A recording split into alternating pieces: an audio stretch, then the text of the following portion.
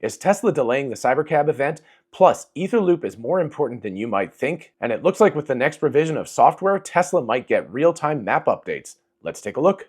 Hey y'all, it's Dr. Know-It-All. I want to start with a rumor, which at this point is just a rumor. If you actually have any real information from Tesla and or Elon Musk or anyone else official, definitely let me know in the comments. At this point, it's just a rumor, but there is a rumor that Tesla is delaying the CyberCab event from August 8th of 2024 to sometime in October of 2024. Maybe it will be 10/10, who knows? But anyway, it sounds like that might indeed be a possibility. At this point, I don't know, but a lot of mainstream media is taking that theory, that rumor, and running with it. And if you happen to notice, yesterday Tesla's stock went down substantially, potentially mostly on that rumor. So I don't want to read too much into that rumor because we all know how people love to do pumps and dumps and things like that, and there could be a lot of fraudulent statements. So I don't want to go too overboard at this point, but like I said, if anybody has any real information as opposed to unnamed source rumors and things like that, definitely let us know in the comments because I think it would be useful for us to set our expectations. 2-month delay, not that big a deal. It could be a lot of different reasons, but I just wanted to at least alert people that that is a possibility. Disappointment for me, of course, because I was looking forward to less than a month from now getting that CyberCab event, but hopefully it's a rumor, hopefully it's not true, but even if it is true, not that big a deal. Second up, I want to talk about Etherloop for just a moment. This is in regards to the limiting factors recent excellent video. I will leave a link to the entire thing in the description. You definitely should watch it. I mean, absolutely you should watch it. I want to talk a little bit about Etherloop, what it is on kind of a high level, and why it's important to the unboxed process, but Jordan goes into way more detail, so you should definitely watch that video overall. I'm going to grab a couple of screen grabs from his video here, but I won't post any parts of the video because, again, I want you to watch it. So anyway, Jordan goes into it in more detail, but the traditional way of doing vehicles since the 1980s is what's called the CAN bus, and it's basically kind of a long, they call it a bus, but it's basically a wire. More or less, it's that. You have that, and then things come off of that all over the place, and then things also cross back and forth over the entire vehicle and all that.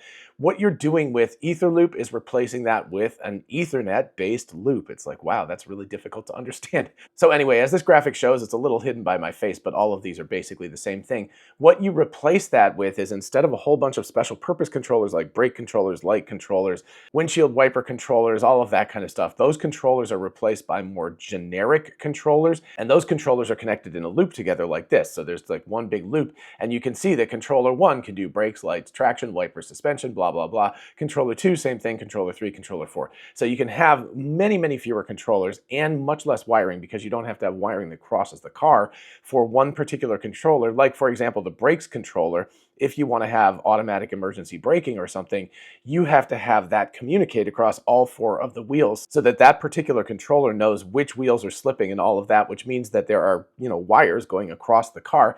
And of course, at 12 volts, those wires are relatively large. The Etherloop, of course, is being introduced in the Cybertruck, and that uses 48 volts. So that means that all of the wires are much smaller, but they can also get power over Ethernet. That's a common practice with Ethernet, although as Jordan says, it's likely that Tesla has invented their own internet protocol or whatever, their own controller system that's much more robust to real-time emergencies and things than standard internet protocol is. But anyway, the result is you don't need separate power coming to these controller units. They can use the 48 volt power coming off the Etherloop, and then they can just control their individual things. And what they do is they communicate. So instead of having a centralized brake controller, controller 1 can talk to controller 2 across the Etherloop.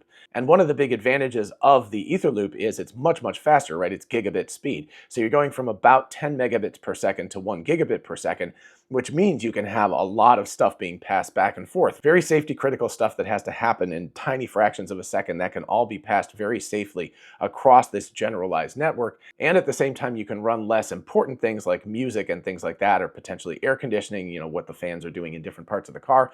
You can run all of that at the same time because you've got so much more headroom with 1000 megabits per second rather than about 10 megabits per second. So it's like a factor of 100 more. And then of course, you've just got the physical amount of wiring here. You can see back with the Model S back in 2012, they had 3 kilometers of wiring. Think about how long it would take for you to walk 3 kilometers, right? That is quite a while. That's almost 2 miles for those who do Imperial, so it's going to take you quite a while to walk the length of the amount of wire that's in the car. And at 12 volt, it's relatively thick cable as well. So it weighs a lot, 36 kilos. That's a lot of weight to add to the car. It's a lot of complexity. You have to do cross wiring, all of that kind of stuff. By the Model 3 and Model Y, we're talking about, on the order of 1.8 kilometers, so almost half the distance in about 19 kilos. And then Jordan takes a guess that we're looking at somewhere around 1 kilometer for the Cybertruck with less than 10 kilograms of actual weight, because again, we've also reduced from 12 volt to 48 volt, which means that the size of the wires is substantially smaller. And then the really fascinating part is with the Model 2, the CyberCab, whatever you want to call it, it could be 0.1 or about 100 meters worth of wiring rather than the original 3 kilometers. So you're looking at a huge savings, both in terms of the diameter of the wire and thus the weight, but also the amount of wiring that's needed. The other really important factor here is this is the amount of controllers that Tesla has made themselves. So you can see with the Cybertruck, they're up to about 85% self-created, vertically integrated controllers. And this is something that's going to stop other contenders from playing in this space, because most of them get all of their controllers from third parties. And in order to coordinate doing this, you really have to be vertically integrated in order to move from 12 volt and CAN bus to 48 volt and ether loop. That is a really, really difficult thing to do. So if you think this is like super simple, it is absolutely not. And of course, Tesla had to write their own software for these generalized controllers, and they likely had to write a new protocol for working in real time without having conflicts over this ether loop to make sure critical things like steering and braking and stuff like that were never interrupted. So all of this is very important in its own right. It's important to have fewer cables. It's important to have, more generic controllers. It's important to save weight, all of that stuff. Where this is really going to come into its own is in the unboxed process. And the reason why is that basically the unboxed process means that you build all of these components, each of these elements of the vehicle separately, and then kind of snap them all together like Legos at the very last step of the process of building the car, which is much, much more efficient. You can have people around the vehicle. You can paint all of the pieces you need to paint, although I think that the CyberCab will not have paint. I'm still sticking to that. But anyway, if you need to paint things, you can paint them all separately without having to put the car together and then take it back apart again. But you can't do any of this if you have to do cross-car wiring. In other words, if you have to go from, like, let's say this front door, this front panel over here to the rear seat or the rear wheel or something like that, you have to put the car together before you can string up all those wires, or else either that or else you're going to have massive amounts of wires just hanging everywhere, and it's going to be a complete nightmare to put together and prone to failure. Whereas if you have ether loop, basically this has its own ether loop section right here, right? The seats have it. This side has it, the front side has it, and they just have, potentially just those Ethernet jacks, right? Those things that you're used to, Cat 5, Cat 6, those jacks that go together, probably a weatherproofed and much more robust version of that, but basically like you see with Starlink or something. That's more or less what Starlink has, as a weatherproofed Ethernet jack that you plug into these things with a lot of dust and water protection. But you can do that with these guys, and that means that you just, like I said, like Legos, you just, snap these pieces together and plug in very, very few wires, maybe just one or two per one of these units, per one of these elements. And that means that the whole car is wired together at that point very, very simply. So in order for the unboxing process to happen, you need something like Etherloop to be there in the first place. But as Jordan said, most car companies can't do this because they depend on third-party suppliers who could also then depend on another layer of suppliers to get their equipment and everything. So all of this means that it's basically impossible for anybody else to catch up with Tesla on this. Jordan said somewhere around 5 to 7 years, and I agree with that. I think it could take people about that long. We will see what Ford's Skunk Works does, because I know Ford has that Skunk Work. Jim Farley has talked about that they've got a team that's just working, and Jim says he doesn't even have access to the building. He said his key card doesn't work. So they're working entirely independently. Maybe they've been able to do this, but this is a substantial problem, because you don't just design the car and everything. You have to design all of these components yourself and then have somebody manufacture these components. Samsung, TSMC, Texas Instruments, whoever. Somebody has to actually make the components to your spec, and all of that stuff takes a huge amount of time to do. Tesla's been working on this for over a decade. Since they released the Model S in 2012, they've been working to reduce this. So this is over a decade worth of work, and as you note with the Cybertruck, it's still only 85% complete. It's not 100% complete. So this is a big deal, and this is something that really separates Tesla from the competition, and likely will for a half decade or so. All right, and from that, let's turn to this article from Not a Tesla App. Tesla Full Self-Driving version 12.5 to combine city and highway stacks, which we have heard about before, and introduce vehicle-to-fleet communication and more. So I want to give myself a small pat on the back about this, because I just talked about this recently, how Tesla needs to do real-time map updating and kind of get rid of depending on Google for outdated map data and things like that. If you haven't seen that video, check check it out up here or at the end of the video. I will leave a link. Definitely recommend watching that. But anyway, let's read this article and see what we've got here. As full self-driving version 12.4.3 continues to get released to more vehicles, Elon Musk has posted that FSD 12.5 is already in testing and will include several key features. So of course, I'm in California right now, which is why the weird set behind me, and I'm driving a rental car, so I don't have this. I don't think either of my cars at home has gotten 12.4.3, and it sounds like the rollout has been relatively slow, which might explain some of the CyberCab delays, potentially, circling back to the beginning. But anyway, 12.5 is a really big deal. It's a bigger deal, I think, than 12.4 because it's going to put the highway driving on the new stack, and that should enable a lot of very new behavior. But also it's going to have other features, and that's really, really cool. So anyway, the improvements in 12.5 are supposed to focus on rarer, more complex situations and vehicle-to-fleet communication. So that's the part that is really cool to me. Tesla's autopilot lead, Ashok Elaswamy, also mentioned that FSD would gain the ability to go in reverse around this time. So yay! All these years and we still can't do reverse, except for parking, of all the weird things. Like if you push the little park button, it will reverse, so no problem at all.